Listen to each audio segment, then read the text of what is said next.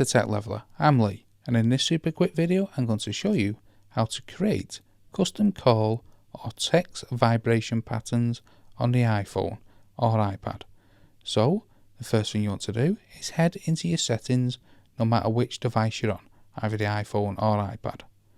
Once you're in the settings, you want to come down slightly and select Sounds and Haptics.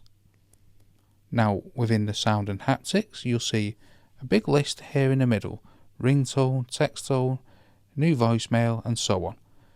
So whichever one you want to change the vibration pattern on, you want to select it. Let's choose text tone for instance. However, you can choose anything on the list, as this is exactly the same process.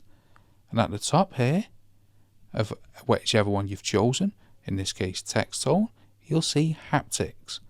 Now this is where a bit of confusion comes in. Haptics, where most people see it as vibration, on the iPhone or the iPad it's called haptics. This is actually vibration. So you want to go into that, and then underneath here you'll see synchronized. This is the default. However, underneath here you can select any of these, and these are different vibration patterns. Or underneath you can select customize, and you can create your own. However, that's for another video. I'll show you how to do that. Or you can select none. So that's how to create a custom call or text vibration pattern on your iPhone.